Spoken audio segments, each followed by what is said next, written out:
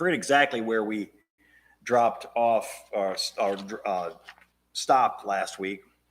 We talked about Joshua being the fourth foundational book, and it records the story of Joshua taking over the leadership of the nation of Israel after Moses dies. Moses was not allowed to go into the promised land because he smote the rock twice. On the second occasion, when he was supposed to speak to the rock, instead of smite it like he had done the first time, he smote it twice, and God says, because of that, you are not allowed to go into the promised land. So Joshua takes them into the promised land. And they enter the promised land. He takes charge in chapter 1 of the book of Joshua.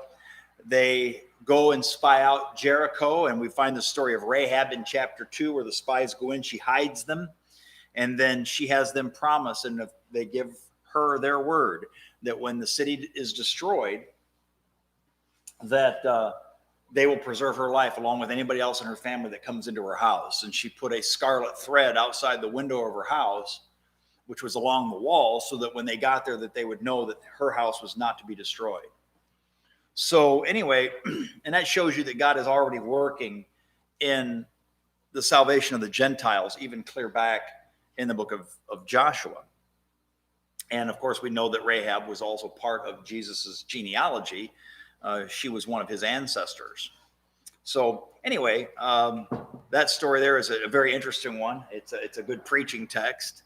And Rahab is spared along with all of her family. They cross the Jordan River in chapter 3. They've set up the memorial stones in chapter 4. They perform circumcision, which they had not done for some years before they go in to conquer the land. And then they have this unexplained encounter that we talked about in chapter 5, verses 13 through 15, where Joshua is confronted by an angel of the Lord, or the angel of the Lord, and has a sword in his hand. And nothing is said as to what the purpose of that is, other than the fact that probably what it was an attempt by God, or it was God showing Joshua that he was going to go forward and fight his battles for him, and that he need not be afraid because God was with him. The promised land, we see the conquering of the promised land takes place starting in chapter 6, verse 1. So we can go ahead and just kind of go through that just very, very quickly. In chapter 6, verse 1. Now Jericho was tightly shut because of the sons of Israel. No one went out and no one came in.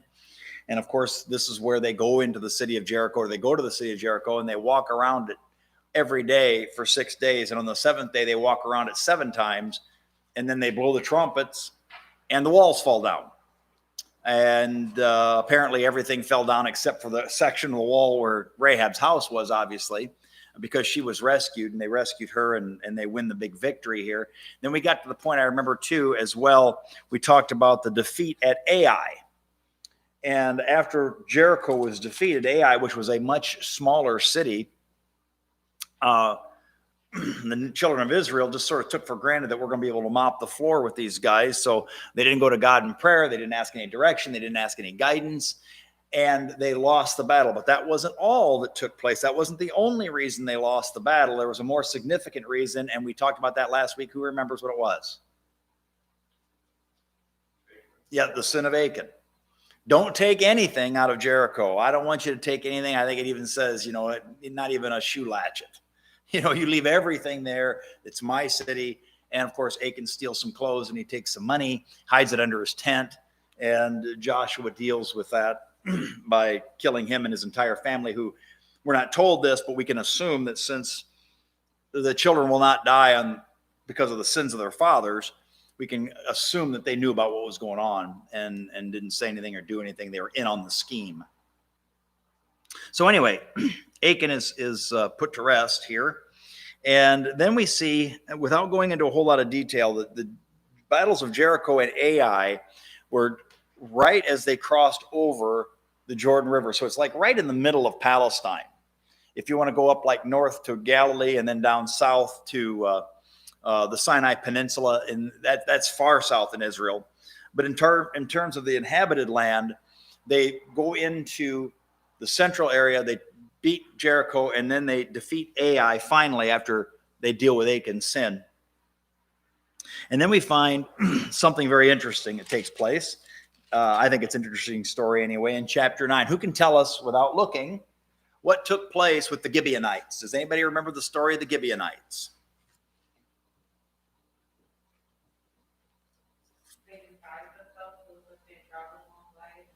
Yes. Yeah. What they did is they put on old worn out clothes and they got a bunch of moldy bread together and they got a bunch of wine skins that were worn out and depleted and dilapidated.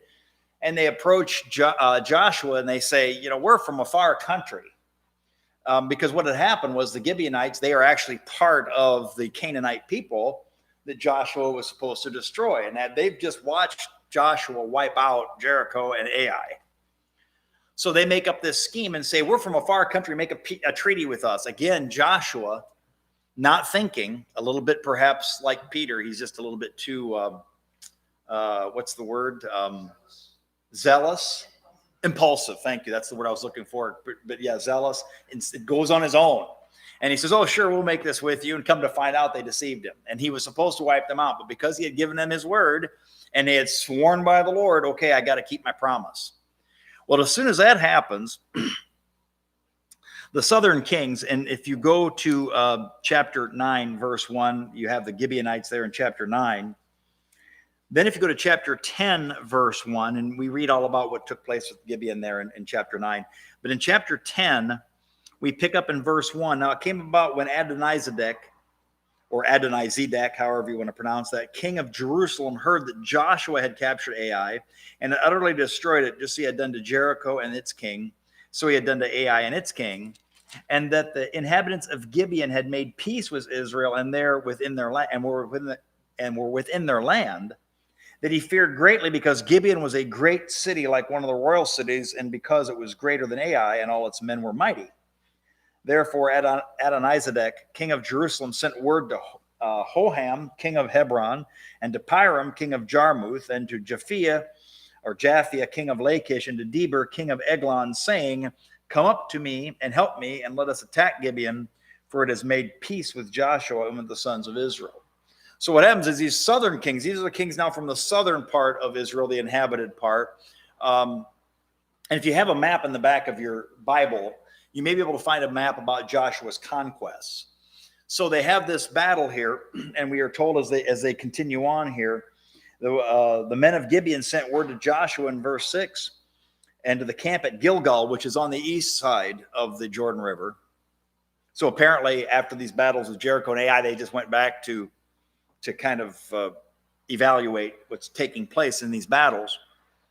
Do not abandon your servants. Come up to us quickly and save us and help us, for all the kings of the Amorites that live in the hill country have assembled against us. So Joshua went up from Gilgal, he and all the people of war with him and all the valiant warriors. And the Lord said to Joshua, don't fear them. I have given them into your hands, and none of them will stand before you. So he marches all night from Gilgal, and the Lord confounded them before Israel, and he slew them with a great slaughter at Gibeon, and pursued them by the way of the ascent of Beth Horon, and struck them as far as Azekah and Makkedah. Now, we're still pretty much in the central part of Israel, but they're beginning to move south. And after they defeat these kings, they then go down to these southern cities that were mentioned a little bit earlier, like Hebron, and they go to these various other cities. As a matter of fact, I can look at my map here. Well, it's not going to do you any good. You're not going to be able to see it. But he goes down and just goes piecemeal through these different cities. After defeating their armies at Gibeon or Gibeah, he then goes down and then takes care of the cities that were the cities that belonged to these kings that he had just defeated. So that's the southern campaign. And again, we don't have to go through that piece by piece then, but they march south starting in chapter 10, verse 29, after defeating these central kings in the battle at Gibeah. Then Joshua and all Israel with him passed from the Makkedah to Libnah and fought against Libnah. The Lord struck it with its king into the I better put my glasses on. The Lord gave it also with its king into the hands of Israel, and he struck it and every person who was in it with the edge of the sword. He left no survivor in it. Thus he did to its king just as he had done to the king of Jericho. And so as you go on down through the remainder of this, down to verse 43, he does the mopping up operation, I guess you might say. Any comments or questions over anything? Anybody have anything that they'd like to point out? Again, this is a survey. We're just kind of going through it very quickly. Okay, well, in chapter 11, starting with verse 1, it came about when Jabin, king of Hazor, now Hazor was on the northern shore of the Sea of Galilee, so now we're going back north. He heard of this. He's heard about what Joshua has just done in the central part of Israel and what he's done to all these southern kings. And he sent to Jobab, king of Madon, and to the king of Shimron, and to the king of Akshaph, and to the kings who were of the north in the hill country and the Arabah south of Chinneroth.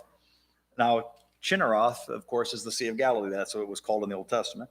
And in the lowland and the heights of Dor on the west, to the Canaanite on the east and on the west, and the Amorite and the Hittite and the Perizzite and the Jebusite and the hill country and the Hivite at the foot of Hermon and the land of Mizpah. So he's going up there in order to defeat these different kingdoms. They came out and all their armies with them, as many people as the sand of the seashore, with very many horses and chariots. So all these kings, having agreed to meet, came and encamped together at the waters of Merom to fight against Israel. Then the Lord said to Joshua, don't be afraid. We've seen that before, of course, and I'm going to deliver them into your hands. So anyway, they defeat the northern kings. And you can read about that all the way down to the end of verse 15. Thus Joshua took all the land, verse 16 says, the hill country and all the Negev and all the land of Goshen, the lowland, the Arabah, the hill country of Israel and its lowland, from Mount Halak that rises towards Seir, even as far as Baal-Gad in the valley of Lebanon at the foot of Mount Hermon. And he captured all their kings and struck them down and put them to death. Joshua waged war a long time with all these kings. There was not a city which made peace with the sons of Israel except the Hivites living in Gibeon, that they took them all in battle. So that's what takes place. And then for the rest of chapter 11, verse 16 through 12:24, you see then just sort of a synopsis of all the battles that took place and all the kings that were defeated and all the cities that were defeated. Then there's a settling in the promised land. I'm not going to get into that in a lot of detail. It's a lot of geographical information. Now that they've got the land under their control, they start apportioning it out. Here's where Judah goes. Here's where Benjamin goes. Here's where Dan goes. Here's where Issachar goes. And the geographical locations of these different tribes is mentioned. So they settle the promised land. Then at the end of the book, starting in chapter 23, verse 1, now it came about after many days when the Lord had given rest to Israel from all her enemies on every side, and Joshua was old, advanced in years, that Joshua calls for all Israel, for their elders and their heads and their judges and their officers, and said to them, I am old and advanced in years. And he gives them his final charge. And we find here that one of the most famous verses perhaps in the entire Old Testament is where Joshua is telling them, whatever you do, don't abandon God. Don't leave the Lord. Whatever you do, continue to keep the law. Remember that God has kept all of his promises. Remember that God is on your side. And as long as you're courageous, as long as you do what you're supposed to be doing and worshiping him, then everything's going to be fine. And he says in verses 14 and 15, now therefore fear the Lord and serve him in sincerity and truth. This is chapter 24. And put away the gods with which your fathers served beyond the river and in Egypt, and serve the Lord. Evidently, there's still some idolatry going on, which I find fascinating. Because here they have seen all of these conquests. They have seen God and all of his miracles, and they've been told over and over again, get rid of the idols, and he says, no, get rid of them. You still have idolatry right within the nation of Israel, even as we speak here, figuratively speaking. If it is disagreeable in your sight to serve the Lord, choose for yourselves today whom you will serve, whether the gods which your fathers served, which were beyond the river, or the gods of the Amorites in whose land you are living. But as for me and my house, we will serve the Lord. We all know that verse. Joshua is saying, this is where I stand. This is ground upon which I am willing to die, and that is for the Lord. And that's a very inspirational thought, right? I mean, that's one of those verses that kind of just stirs your blood and gets you fired up a little bit. Because here you see somebody who is really and truly dedicated to the Lord. He made mistakes, sure. He made the mistake with the Gibeonites. He He made the mistake in Ai. But by and large, Joshua is a very, very uplifting, devoted figure that we can look back and say, this is the kind of person that I would like to be, right? I don't necessarily want to go around and start killing people, but that God has not told me to do that. But to that courage and that steadfastness and that leadership ability, Joshua had those things. And it's something that we can look at and say, here was one who really stood out from the pack. He was a good man. Key chapters, chapter 6, the beginning of the conquest. Key verses, we've already talked about some of these. One of them, we just read it. We could also look at chapter 21, verses 43 through 45.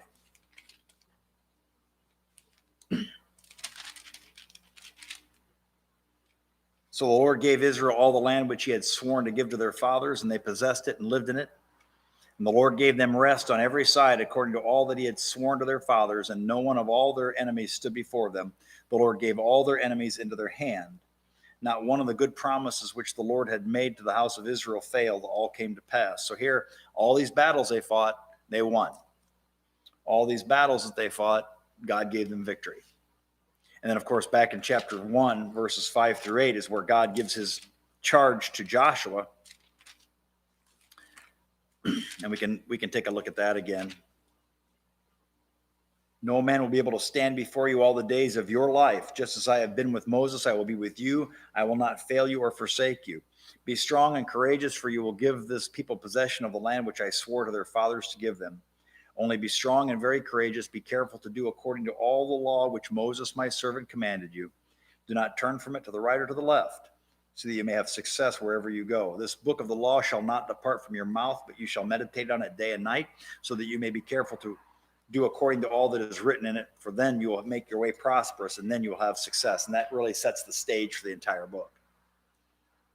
God fulfills his promises, and then Joshua gives his great charge at the end, which those would be the key verses. So God keeps his promises. That's part of the message. God is also a warrior. We don't like some of this Old Testament stuff. I shouldn't say we. I mean we generically. I mean we in a rhetorical sense. The world doesn't want to see this bloody God who goes around and destroys people. We want to see the simple teachings of Jesus, the man from Galilee, the good man who healed the sick and taught peace. The problem is with that, of course, is that it's in the scriptures and we have to deal with it. And I'm not saying that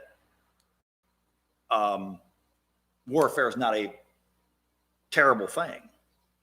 But if you remember your Old Testament, the reason that God sent them into the land of Canaan was because these civilizations were so sinful that they needed to be judged. And I oftentimes we don't want to hear that either as a society, and even in Christendom, within a lot of so-called Christian churches, we don't want to hear the idea that somehow God punishes entire nations for their sinfulness. But the scriptures say that God is in charge of all the nations, that God rules over all the hearts of men, and he judges everyone, whether as individuals or as civilizations. And that's true of us as well. All nations are under the awful judgment of God. And that's just the case. That's the way it is. He's the sovereign Lord of all. And he does in accordance with his will in human history. And as people fall into sin and as we become more and more degraded, we can only expect, as we go back and look at the Old Testament scriptures and even look at the prophecies of Jesus and the things that the Apostle Paul said, we can only expect that God is going to separate the sheep from the goats. That Jesus is going to come on the throne of his glory, as we read in the book of Matthew chapter 25. And he's going to weed out, how many parables did Jesus tell, for example? The parable of the fish, the good fish and the bad fish. Some are going to be brought into the kingdom. Some are going to be cast into outer darkness. The parable of the wheat and the tares is another classic example. Jesus minced no words about God's judgment, but that's why he came. He came in order to save us from our sin. So anyway, I think part of the book of Joshua helps us keep that in perspective, that God is judge of all the earth. And what he does might not necessarily be pleasant from our perspective. And the scriptures even say God is not willing that any should perish, but that all should come to repentance. By the same token, that does not mean that God's not a just God. And it doesn't mean that he's not holy and that he somehow just forever overlooks sin. He doesn't. God's providential care. We see that over and over again throughout scriptures. He is leading the nation of Israel in the conquest of the promised land. And some of the applications that we can make, God's promises do not necessarily negate human drive and initiative. Faith must be put into action. I'm going to do this for you, Joshua, but then you have to follow my orders. You have to do as I say, or it won't happen. It's kind of like anything else. Why do I go to the grocery store? Well, I know God's going to provide all of my needs. He promises that, but that doesn't mean that he's going to pour it like manna out of heaven every time. He did that once as a symbol and a sign of his providential care and his love for Israel, and that he was able to take care of them. But by and large, God doesn't do that. By and large, God does not touch somebody and, bring them back to life in this, this day and age. Jesus did that to show that he was the resurrection and the life. So I shouldn't be foolhardy then. I even though Jesus can protect me and keep me from dying, that doesn't mean that I don't need to look both ways before I cross the street.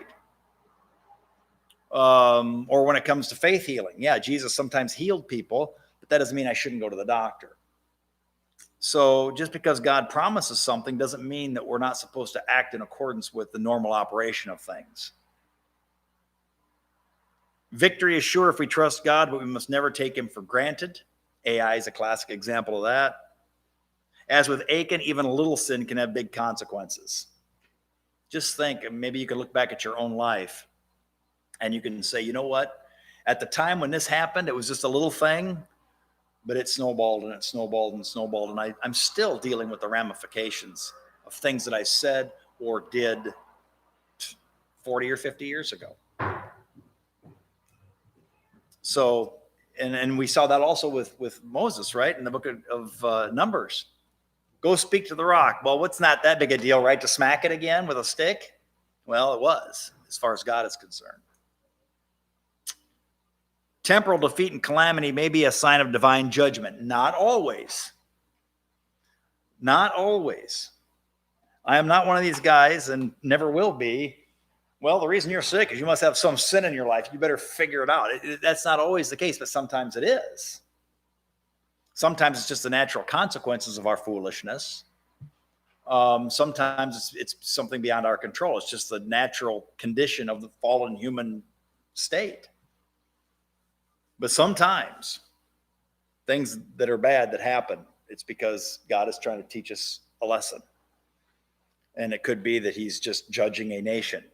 It could be that he's doing something. He's, whom he loves, he chastens. And he scourges every son whom he receives. So, but don't take for granted that that's always the case. But sometimes the sinful activities that we perform God will eventually come to the point where he says, all right, I'm going to put a stop to this, or I'm going to correct you directly. God has his elect in some of the most surprising places. Rahab. And it's interesting. You read Rahab.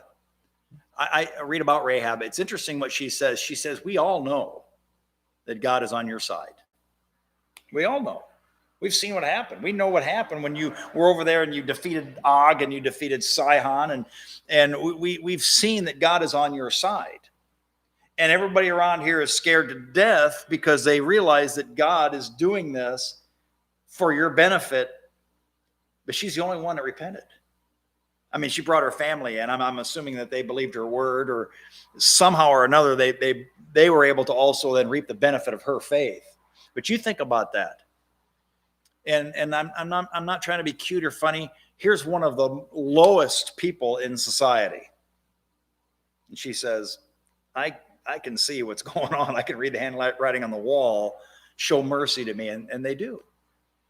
And God rewards her for her faith by making her part of Jesus's ancestry. So I think that's an interesting story. Compromise with the world is no virtue. As Joshua said, man, whatever you do, don't fall into the sin of these people that we're conquering. And the nation of Israel, if you read through the Old Testament, the constant drumbeat is they're falling into idolatry. They follow the sins of the people that they conquered, the people that they were supposed to dispossess. They ended up playing footsie with them, and it led to their demise. And Israel never, ever got over those temptations and those failures when it comes to idolatry until after the Babylonian captivity. But that's what it took. It took the destruction of everything that they knew and loved in order to finally wake them up. God actively intervenes in human affairs. Again, that's providence. Joshua, I'm on your side. Here's what's going to happen.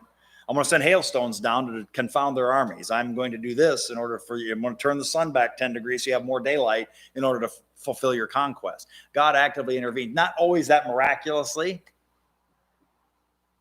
Who was it, Tom, you were telling me one time about George Washington? About in the battle, it was during the French and Indian War. And the Indian chief came to the conclusion that George Washington must have been a god.